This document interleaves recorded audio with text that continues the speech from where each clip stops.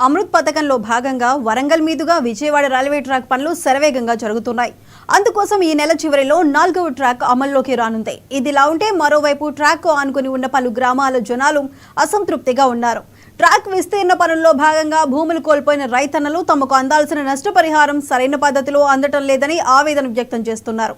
తమకు జరిగిన అన్యాయం మీద అధికారుల దగ్గరకు వెళ్తే కేసులు పెడతామని బెదిరిస్తున్నారని వాపోయారు.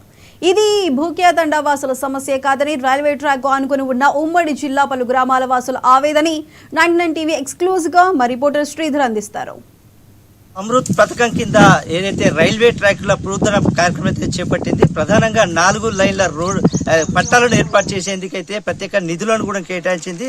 ముఖ్యంగా హైదరాబాద్ నుంచి విజయవాడ వైపు అటు పెద్ద ఎత్తున రైల్వే ట్రాక్లను పెంచే విధంగా అయితే ఒక నిర్ణయం తీసుకున్నట్టు తెలుస్తోంది. ప్రధానంగా వరంగల్ మీదుగా విజయవాడకు వెళ్లేటువంటి రహదారిపై ట్రాక్ పై ప్రస్తుతం మనం ఉన్నాం. నెక్కొండ కేంద్రంలో ఉన్నటువంటి రైల్వే స్టేషన్ సమీపంలో ఉన్నటువంటి నెక్కొండ మండల కేంద్రంలోని భూక్యాతండా గ్రామం సమీపంలో ఉన్నటువంటి రైల్వే ట్రాక్ పనులైతే శరవేగంగా కొనసాగుతున్నాయి. ప్రధానంగా ఒక్కొక్క రైల్వే స్టేషన్ కు చిన్న స్టేషన్ నుంచి పెద్ద స్టేషన్ వరకు 4 కిలోమీటర్ల మేరకు రైల్వే కాంట్రాక్టర్లకు ఈ పనులు అప్పగించింది సెంట్రల్ గవర్నమెంట్. ముఖ్యంగా దక్షిణ మధ్య రైల్వేకి సంబంధించినటువంటి మార్గాన పూర్తిగా 4వ లైన్ పునరుద్ధరణ చేసే విధంగా అయితే పూర్తిగా ఒక పనులైతే నిర్మాణం కల్పించారు. ప్రస్తుతం అయితే ఏదైతే రైల్వే ట్రాక్ ఆనుకొని ఉన్నటువంటి 2 ట్రాకులు ఉండేది గతంలో. 2 ట్రాక్లను ఇప్పుడు 3 ట్రాకులుగా నిర్మాణం చేపడుతున్నారు. అదేవిధంగా ఒక్కొక్క రైల్వే స్టేషన్ కు సమీపంలో దగ్గరికి వచ్చేసరికి రైల్వే ట్రాక్ 4 లైన్లుగా నిర్మించబడుతుంది. ఇంకా మాత్రం 3 ట్రాక్లను ఏర్పాటు చేసినటువంటి సందర్భం అయితే కనబడుతుంది. ఈ విధంగా దేశవ్యాప్తంగా కూడా అమృత్ పథకంలో భాగంగా central government of India railway శాఖ వారు ప్రత్యేక నిధులను కేటాయించి అమృత్ పథకం కింద కొత్త రైల్వే ట్రాక్లను అయితే పునర్నిర్మాణం చేపట్టినటువంటి సందర్భం అయితే కనబడుతుంది. ఇందులో భాగంగా వరంగల్ ఉమ్మడి జిల్లా వ్యాప్తంగా కూడా ఇదే పరిస్థితి కొనసాగుతుంది. ప్రస్తుతం మనం భూక్యాతండా వద్ద ఉన్నటువంటి గ్రామస్తులు మనతో ఉన్నారు. వాళ్ళని అడిగి తెలుసుకునే ప్రయత్నం చేస్తాం.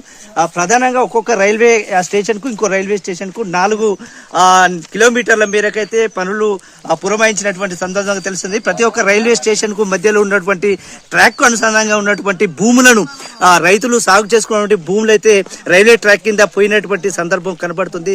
దానికి సంబంధించిన విషయంలో గ్రామస్తులు అంటే ఇక్కడ ఉన్నటువంటి వరంగల్ జిల్లాకు సంబంధించినటువంటి నెక్కొండ మండలం భూక్యాతండ గ్రామస్తులు అయితే వాళ్ళ అభిప్రాయం వ్యక్తం చేస్తున్నారు. ప్రధానంగా వాళ్ళు సాగు చేసుకున్నటువంటి భూమి రైల్వే ట్రాక్ కిందకి పడిపోవడము, దానికి సంబంధించినటువంటి అంశంలో డబ్బులు కూడా ఆశించిన స్థాయిలో రాలేదనే ఒక ఆవేదన కూడా వ్యక్తం చేస్తున్నటువంటి సందర్భం కనబడుతుంది. వీరందరూ కూడా తమ అభిప్రాయం వ్యక్తం చేసే పరిస్థితి కనబడుతుంది. చెప్పు, గ్రామస్తులు ఇంటి కొంతమంది ఉన్నారు. ఎట్లా ఉంది రైల్వే పనులు కొనసాగుతున్నాయి? మీ గ్రామానికి అతి దగ్గరలో కూడా రైల్వే ట్రాక్ పడింది, మీ భూములు కోల్పోయారు, మీ పరిస్థితి ఎట్లా ఉంది అసలు? మా తండకైతే మా వరకు అయితే ఇబ్బంది ఉంది. అప్పుడు ఇళ్ళు పోయినాయి, వాటి తగిత ఫలితం ఇయ్యలే. మేము బయట భూములు పోయినందుకు బయట కొనుక్కుంటే 2,50,000 అట్లా పెట్టి 1 గుంట భూమి కొనాలి. వాళ్ళు ఇచ్చింది ఎంత? మాకు ఇల్లు మొత్తం పోయినా భూమి పోయినా కూడా 1,50,000 నుంచి అని 2 లక్షలు 3 లక్షలు అంతా ఇచ్చారు. మేము ఇప్పుడు భూమి కొనలేని పరిస్థితిలో ఇప్పుడు అది చూడండి, మా వాళ్ళు వీళ్ళు పేదవాళ్ళు, ఏం లేదు వీళ్ళకు. ఈ భూమి రైల్వే ట్రాక్ కింద పోయినందుకే ఆ ఇల్లు అట్లా కూలిపోయింది. ఇప్పుడు దాని పరిస్థితి వాళ్ళు దేంట్లో ఉండాలో దేంట్లో ఉండకూడదు, చెట్టు నీడ కింద ఉంటున్నారు. ఏదో వాళ్ళకు చేతనైనట్టుగా నీడ చేసుకుంటున్నారు. మొత్తం పోయింది. ఇక వేరే వాళ్ళు వేరే ఇబ్బందిగా ఈ నుంచి వెళ్ళిపోయారు. ఈ తండ ఇడిచిపెట్టి వేరే తండలో పోతున్నారు. ఎక్కడ ఇల్లు అక్కడ చూడ అట్లా కవర్ చేస్తే మొత్తం ఇల్లు కూలి ఉన్నాయి. చాలా ఇబ్బందిగా ఉంది మా పేదవాళ్ళకు. నష్టపరిహారం ఆశించిన స్థాయిలో మీకు రాలేదు. దీని మీద ఉన్నతాధికారులకు కానీ ఈ ప్రజాప్రతినిధులకు కానీ మొరపెట్టుకున్నారా? మేము మొరపెట్టుకుంటే అప్పుడు వాళ్ళు ఏమని చెప్పారు అంటే, ఆర్డీఓ వాళ్ళు మాకు బెదిరించారు, మీరు ఈ భూమి ఇవ్వకపోతే అప్పట్లో మీకు కేసులు పెడతావు, మీ మీదనే కేసు అవుతుంది, మీరు ఎందుకు ఇయ్యరు, సెంట్రల్ గవర్నమెంట్ కదా, దానికి ఎవరు ఆపేటోళ్ళు ఉండరు, మీరు ఖచ్చితంగా ఇవ్వాల్సిందే, మేము అన్న కాడికి ఇవ్వకపోతే మీరు ఇవ్వమని మొర పెడితే మీ మీద కేసులు అవుతాయి అని మాకు భయపెట్టించి మాకు అప్పుడు ఇబ్బంది పెట్టించి వాళ్ళు తీసుకున్నారు. అయితే ఏమి చేయలేక మేము ఎవరికి ఆర్డీఓ కాడికి పోయినాం, ఎంఆర్ఓ కాడికి పోయినా మేమేం చేయలేం బాబు అని వాళ్ళు చేతులు ఎత్తేసి వాళ్ళకు నచ్చినట్టు వాళ్ళు అప్పుడు ఇచ్చారు. మేము చేయలేక ఇల్లు కట్టుకోలేక ఇప్పుడు చస్తు బతుకుతూ మధ్యలో నలిగిపోయి ఇది ఒక ఇల్లు, దాంట్లో ఒక 4 రూములు పోతే 2 రూములలోనే ఉండే పరిస్థితి. అటు ఇల్లు కట్టుకోలేక ఇటు భూమి కొనుక్కోలేక అయోమయం పరిస్థితిలో ఉన్నాం మేము.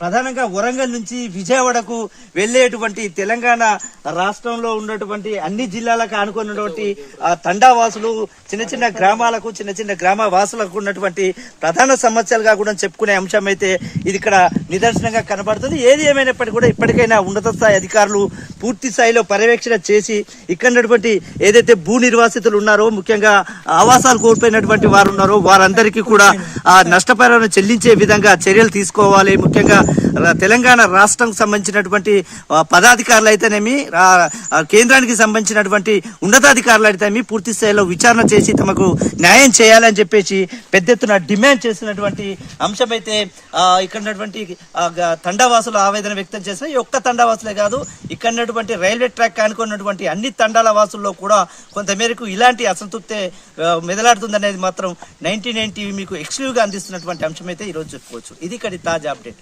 కెమెరా పర్సన్ గణేష్తో 99 టీవీ శ్రీధర్, వరంగల్.